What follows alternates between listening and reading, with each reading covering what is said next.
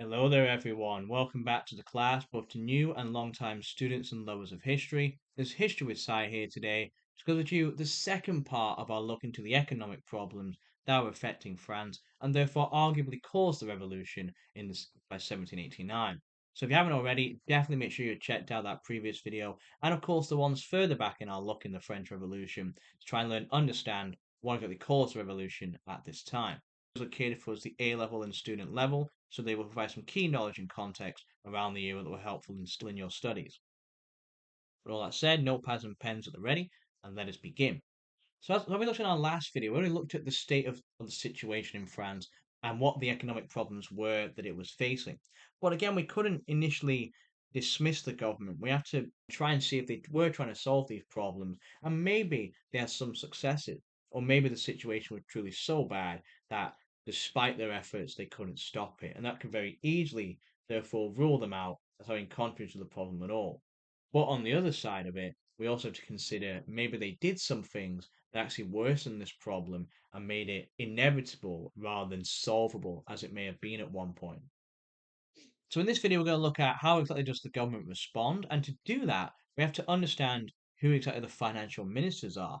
You may remember in a few videos ago, I mentioned the controller generals and the actions they committed. And so in doing that, we have to understand who exactly were these financial ministers during Louis's time, and what did they do? Did they try and solve this crisis?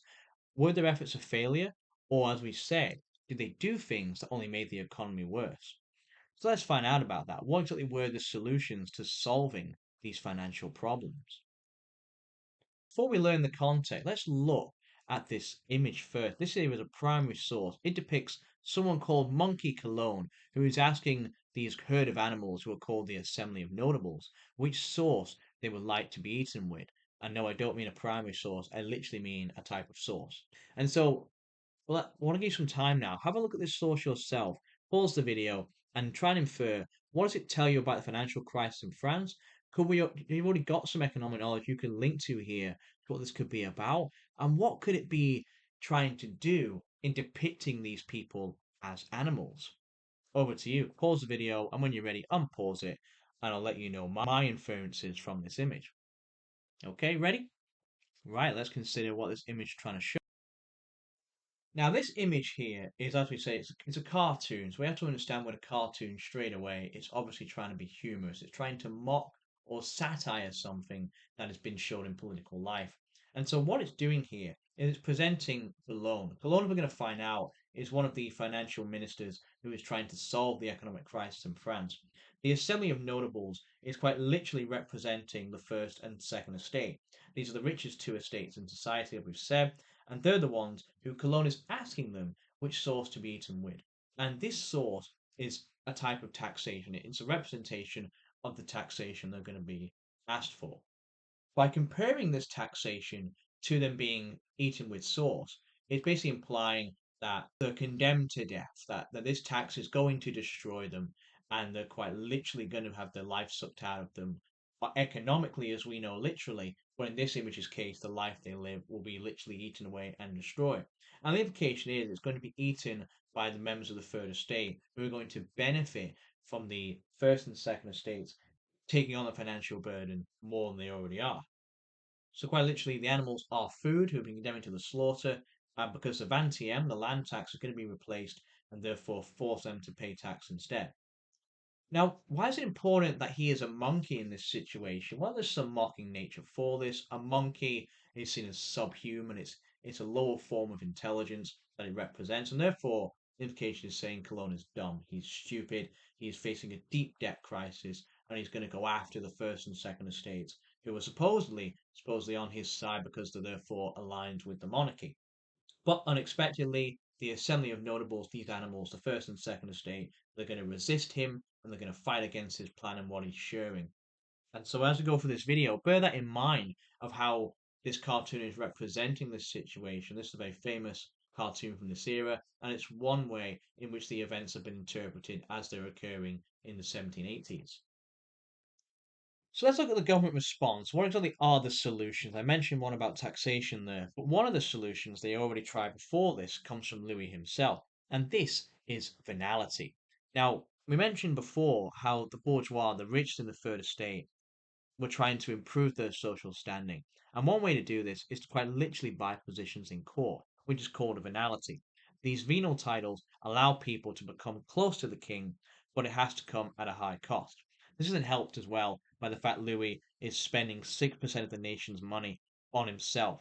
And so therefore they need money from the courts to improve this. So by allowing people to buy into the system, to take them on, you get money from them. And by getting this money, it seems a fair trade rather than be taxed out and not it seems as though you're not getting anything for the tax, you can pay the money instead and get this lovely title in court and have some sort of influence in government.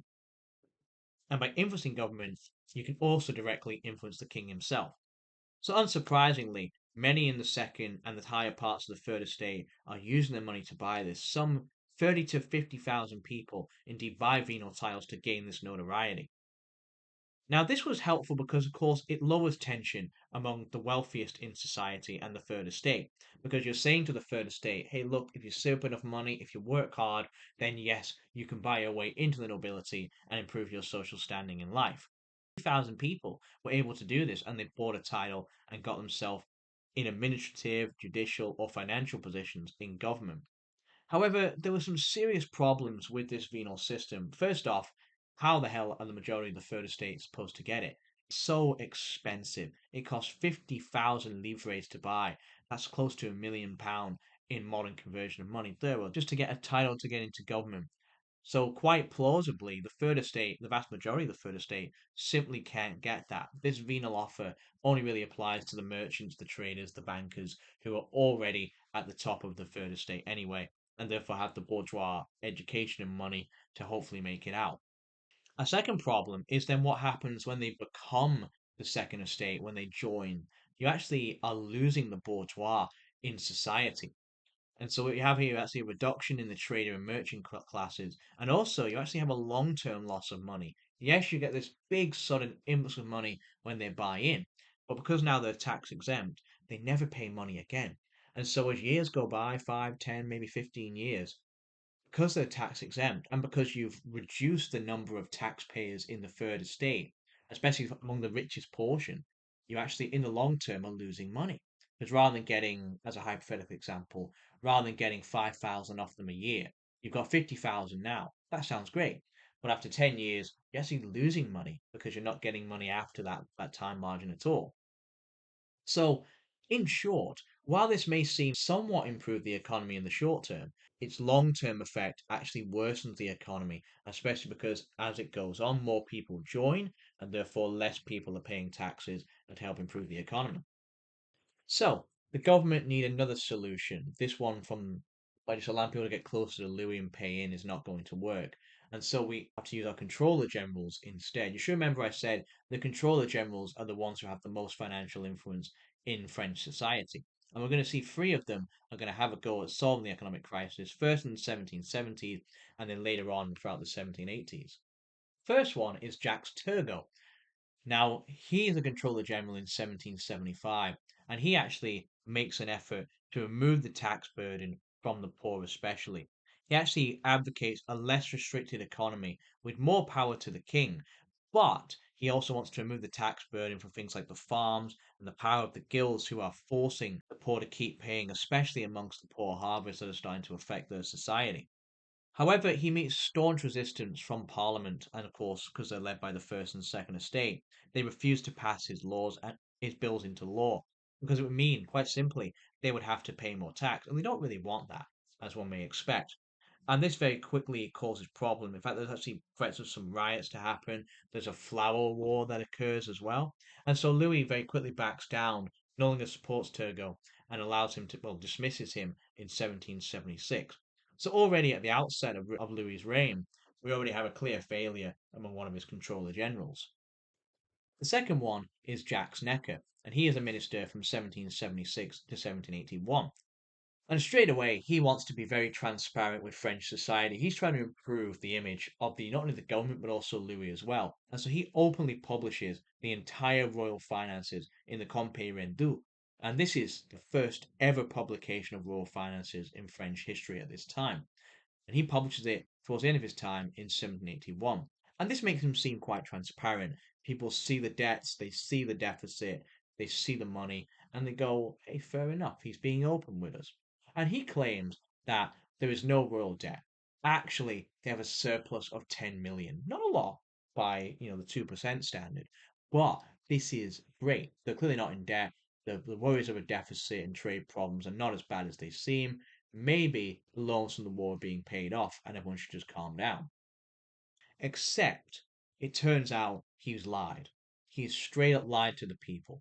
He has lied about the food prices, he's lied about unemployment, and he lies about taxes and how they're actually an equal system.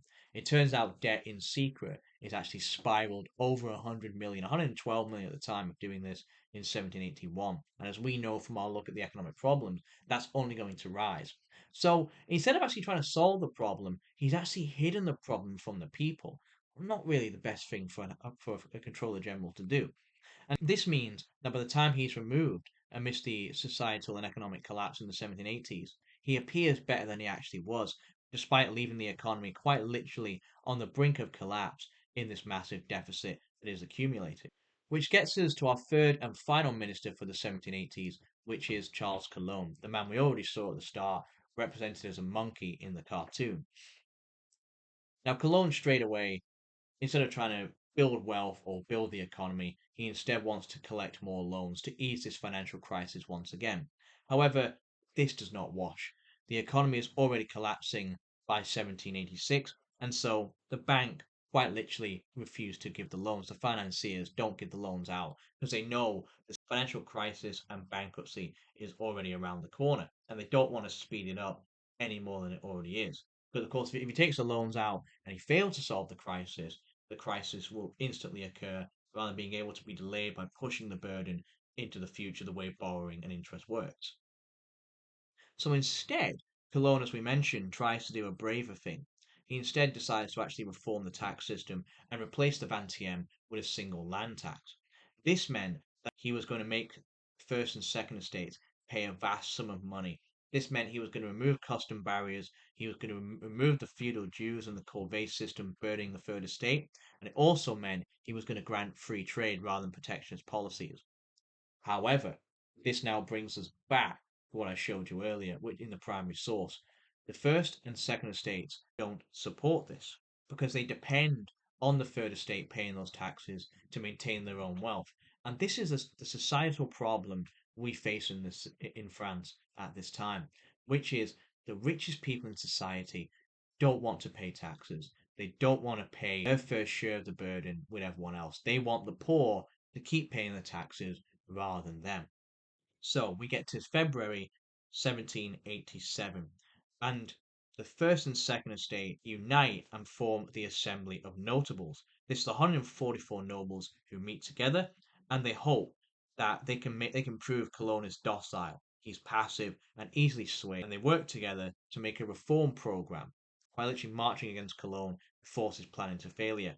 They refuse to agree to the reform process and challenge the strength of Louis directly. By challenging Cologne, they're challenging the monarch himself, which nicely connects us to the video I mentioned about the absolute monarchy. Although theoretically the king can bestow so much power, if the people he has around him don't actually enact it and force it through, then it actually isn't any power at all. And Louis, rather than siding with Cologne, rather than trying to use his divine right of kings and absolute monarchy, things like the lit de justice, things like his Lettre Cachet, try and gain more power and influence. He instead backs down and he openly sacks Cologne in April 1787. This means that the king had now openly admitted that he agreed the National Assembly was correct and that reform may indeed be needed. And undoubtedly now, support from the public swayed away from the king and went towards the notables instead. Everything was clearly now opposing him, and the crisis was escalating.